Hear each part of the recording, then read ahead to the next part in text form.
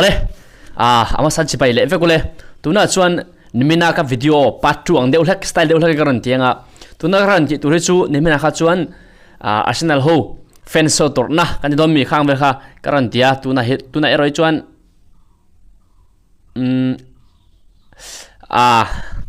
khatiang part 2 ang deuh hlek anima se kha hey ending an vati tir punishment va pek plus baka sapa khan asam akan atan lo chungchang asama met nge kan nge alu met lo chungchang de kan soi don ni tuna sam en han puram boss chang chan in bulak om mega izanin khe result ka zot dona ani hi Arsenal fans rukol ani Arsenal fans rukol an transfer player lian thaman leile thal do te hen an ron ver thi ti chang in okay ka game Manchester fans result ka hat zot don ni Sual thiam fa she chungin result han zot don Ramboss-a Nonoi-pa ti kha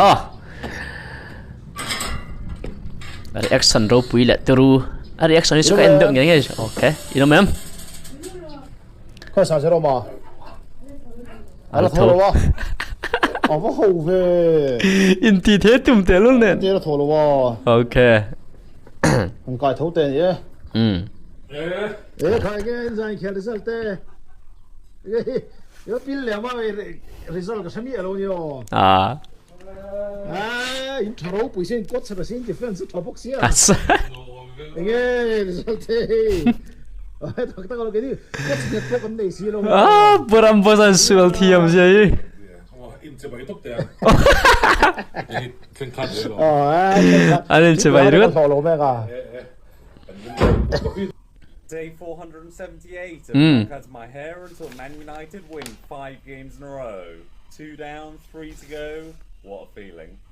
Day 478 of not cut my hair until Man United win 5 games in a row.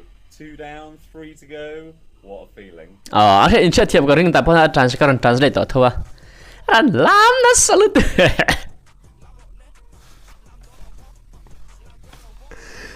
Ring vak lon hi bolun chu. Abarun lam na so ve. Ina te chak chu valom chiang ve.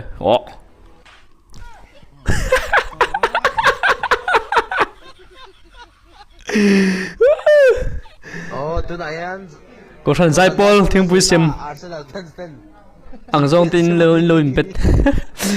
Arsenal fans chu ting pui sim tu mai ni mo za tla chi. So Arsenal fans chu ting pui sim.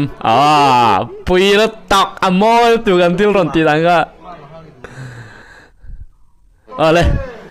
Kha zong ka video chu nia ka lo ma video dang ti turin she chuan comment ate pon lo seula video dang he ai try mo nu za thak เตียงลำปังเป็นตีลำปังเร็วเล็กโดยแหละอันที่ชื่นชมเจ้าตอนนี้อ๋อขลุ่มไหม